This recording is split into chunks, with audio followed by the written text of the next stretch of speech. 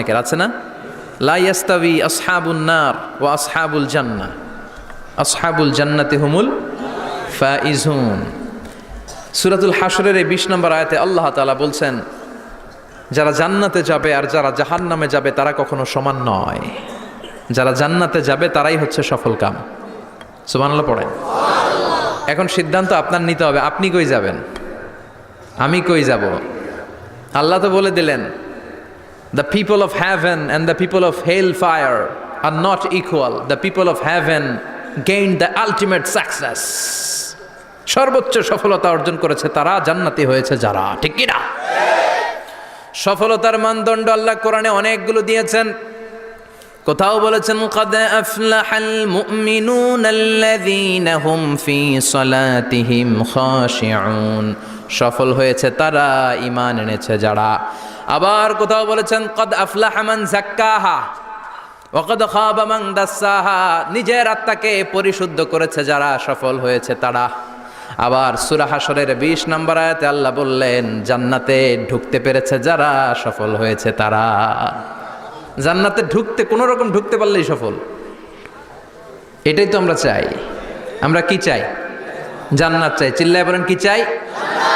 এজন্য ultimate success যদি অর্জন করতে চাই, আমাদেরকে জান্নাতি হতে হবে, আমাদেরকে বুদ্ধিমান হতে হবে, যোগ বিয়োগ দিয়ে হিসাব কষে আমাদের পা ফেলতে হবে।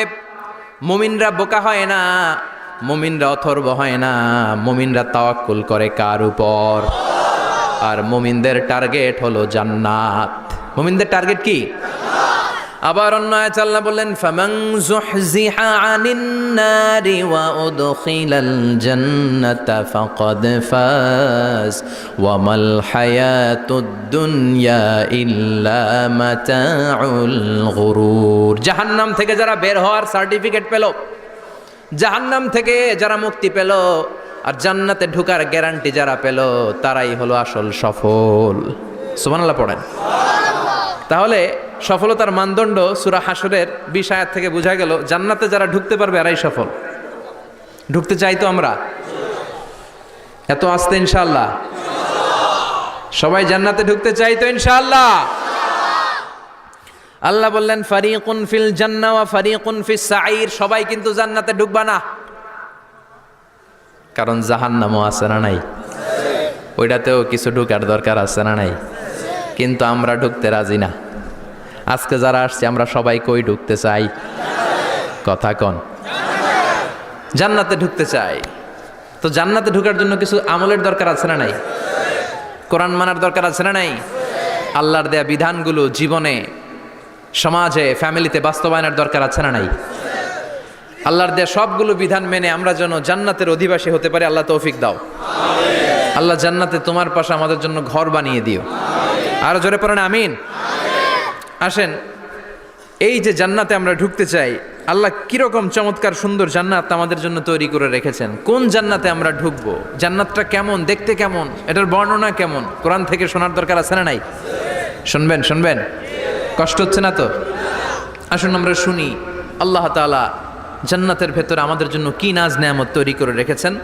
আমরা মহাবিশ্বের মহাবিশ্বয় মহাগ্রন্থ আল কোরআন থেকে ধারাবাহিকভাবে আজকে শুনবো ইনশাআল্লাহ। পড়েন। কেউ আসছে? বসায় দেন, কোনো আওয়াজ হবে না, বসায় দেন। রব্বুল আলামিন বলেন, ফালা তা'লামু নাফসুম মা উখফিয়া লাহুম মিন কুররাতি আ'য়ুন জাযাআম বিমা কানু ইয়া'মালুন। কত সুন্দর জান্নাত আমি তোমাদের জন্য প্রস্তুত রেখেছি, তোমরা কল্পনাও করতে পারবে না, কল্পনাতেও আনতে পারবে না। ফালা তা'লামু নাফসুম মা উখফিয়া লাহুম, কত সুন্দর জান্নাত আমি রেখে দিয়েছি, পৃথিবীর কেউ এটা বলতে পারে না। কারোর ধারণার মধ্যে জান্নাতের ধারণা আসতে পারে কত সুন্দর হবে, কল্পনাতীত। জান্নাতের সৌন্দর্যটা কোরআনের আলোকে আমরা কিছুটা বোঝানোর চেষ্টা করব, কিন্তু আসলে জান্নাত কত সুন্দর এটা কি না দেখে বোঝা যাবে? কথা বলেন। বুখারী মুসলিমের বর্ণনা মানে মুত্তাফাক আলাইহি। বিশ্বনবী বললেন, রব্বুল আলামিন ঘোষণা দিয়েছেন, আ'আদাতু লিইবাদিয়াস সালিহিন, আমি আমার নেককার বান্দাদের জন্য এমন জান্নাত তৈরি করে রেখেছি, মা লা আইনুন রাত, পৃথিবীর কোনো চোখ সেটা দেখে নাই, ওয়ালা উযুনুন সামিআত, পৃথিবীর কোনো কান ওই জান্নাতের কোনো শব্দ শোনে নাই। ওয়ালা খাতারা আলা কলবি বাশার, মানুষের অন্তর দিয়ে জান্নাত